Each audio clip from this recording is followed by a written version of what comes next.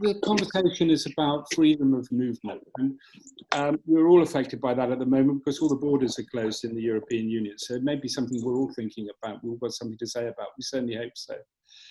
And we know that those of us who've exercised our right to free movement as European citizens, that free movement isn't just about crossing borders. There's much more involved to it than that. Whether you're an EU citizen in the UK, or a Briton living in the EU like me, or an EU citizen in the UK like Katerina, who we're going to meet in a moment, whether you're a Brit who's thinking of moving to Europe in the future, or an EU citizen thinking of moving to the UK in the future, or whether you're maybe somebody from South Africa or America or anywhere else in the world, a Syrian refugee who's got permanent residency in the EU. Free movement is something that matters to you. So I'm going to go straight to our first co-presenter, Katerina Laval. Katerina, good morning. What does free movement mean for you? What are the challenges as you see them? So, hello everyone. It's lovely to see you. My name is Katerina. I'm currently living in London in the UK, but originally I'm from Berlin. I moved here in 2012, and really for me, you know, I've gone through all the stages of trying to deal with the outfall of, you know, the Brexit referendum that we had. And as an EU citizen here, I feel like, you know, my life has become increasingly uncertain as a result of Brexit, whether I will be able to continue living here, whether I will retain my right to vote in local elections. All of these things present challenges that, quite frankly, I think I shouldn't have to face as an EU citizen. So I think, you know, some of you will have read some of the documents we sent out about the green card, and I think having an actual proof of my status to show that I can retain those rights is incredibly important to alleviate some of those fears and challenges that as an EU citizen I've been facing in the UK. So to me, that is what freedom of movement really means, is being able to continue to have those rights. I'm not going to be the one who explains what we do next to you. That's going to be Carl Danskin from Co-Vision, who is helping us today and speaking to us from California. For this first conversation, we're going to have about 15 minutes, and we want you to take the first few minutes to get to know each other, you know, tell people who you are, maybe what town or city you're from, and just getting a little sense of who's there. And then we'll have a question that we want you to spend your time focused on. What are the challenges you face when you're on the move in Europe? We'll create the breakout groups, and we'll see you in 15 minutes.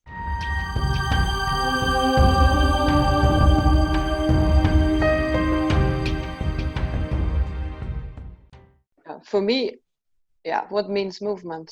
For me, I'm living in Germany, I'm working in the Netherlands, I'm crossing borders all the time, twice a day at least. Yeah.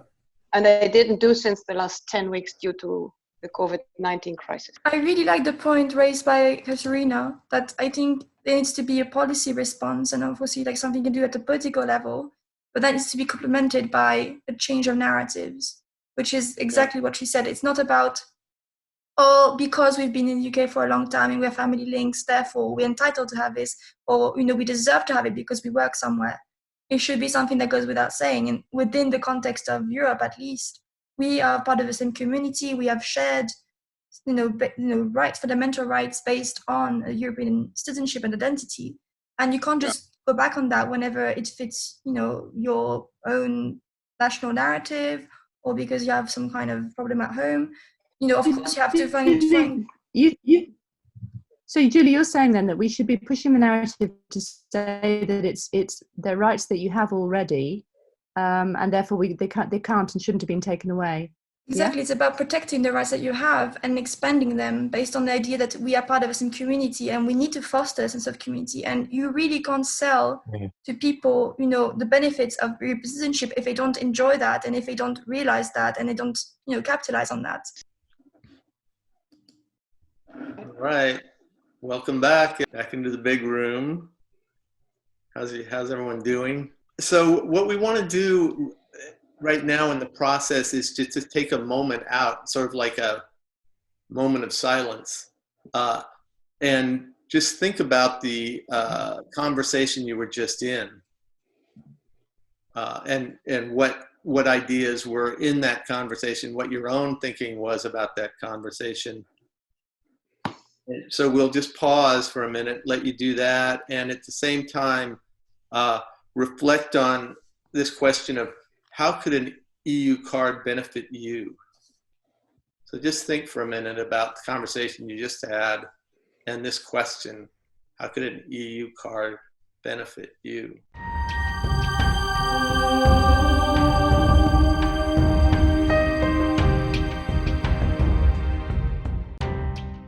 Well, welcome back, everyone.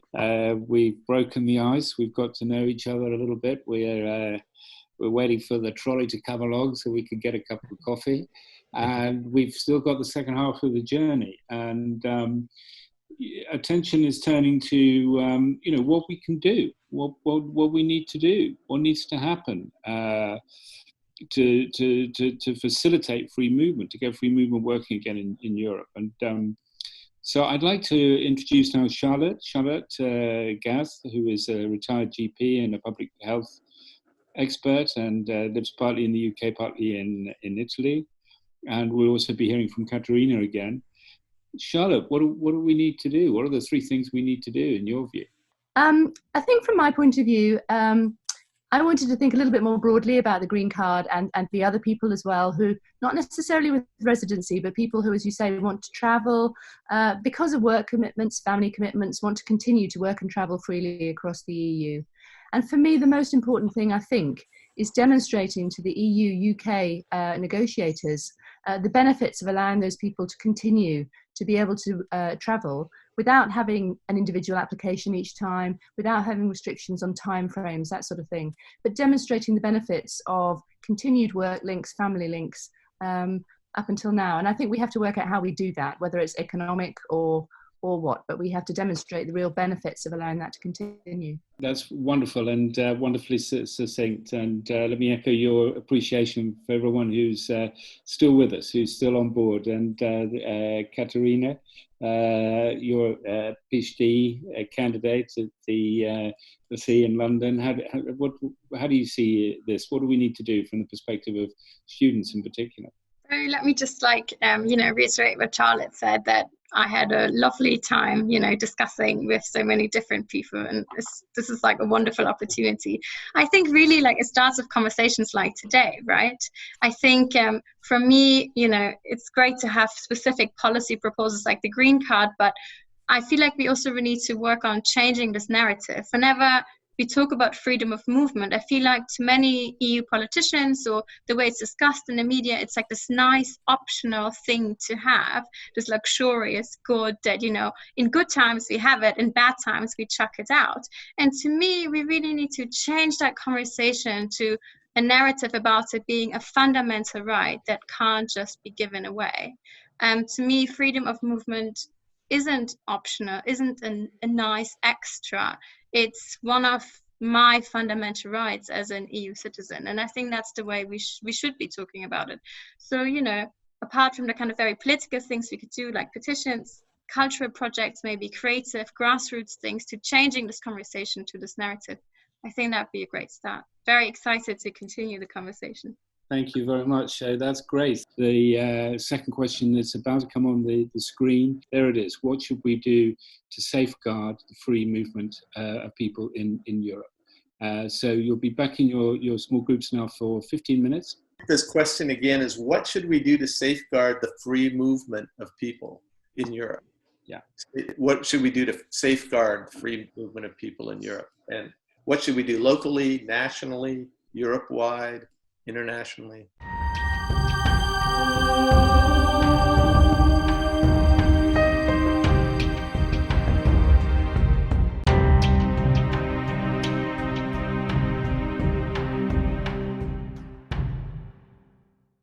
Yeah. I've been living here since 2005. I obviously need to go to the embassy and check out all the various people and make sure that I'm legitimately here. But I have my own house. Yeah. I have one problem actually, and that is my insurance, my health insurance, which is a thing which I get my health insurance paid for from Holland. because I'd worked for 33 years in Holland. Yeah. And I'm not a Dutch citizen. I did try to get Dutch citizenship, but it wouldn't. They wouldn't accept me for whatever reason.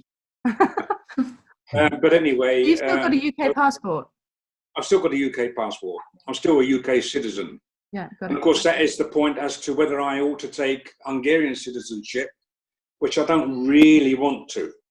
I mean, I'm UK, I'm English or British or whatever, and I don't really, at my age now, 78 years of age, or should I say 35 years, 43 years of experience.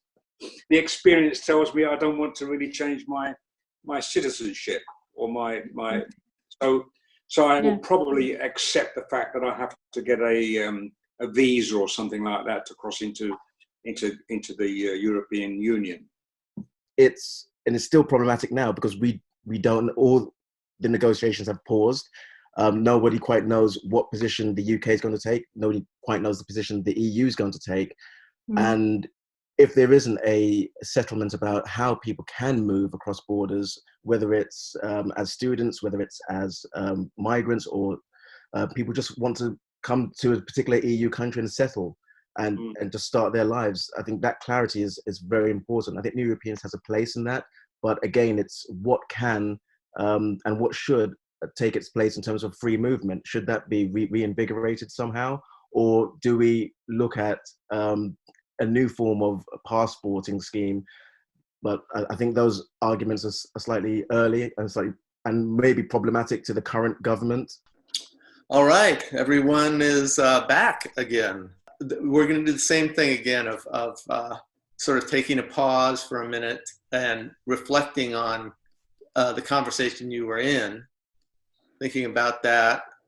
And this time, thinking about a question, what for you is the most critical action to be taken to safeguard free movement of people in Europe?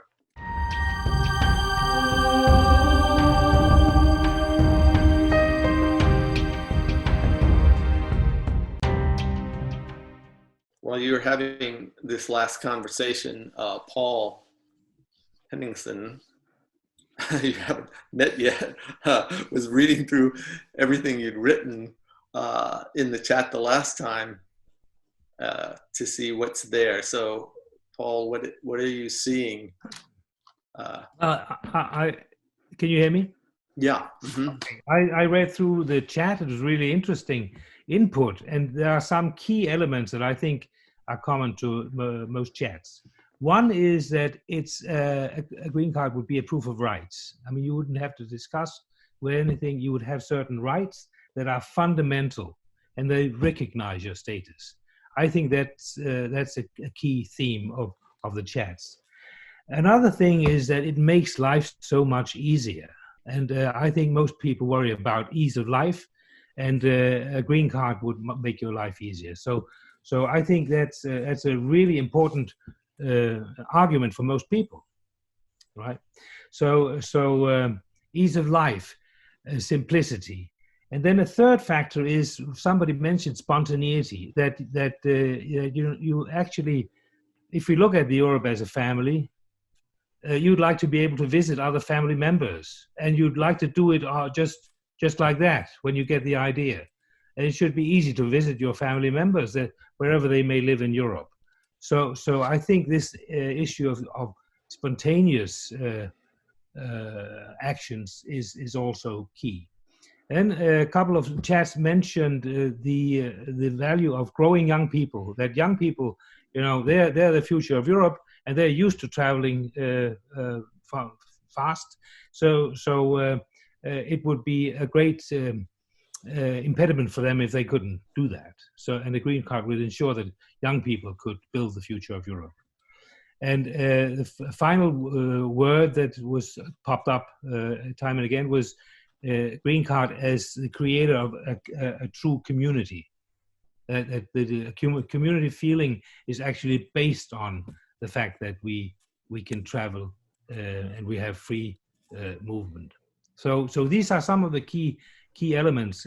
We'll digest all the chats and get back to you after the conference with key views.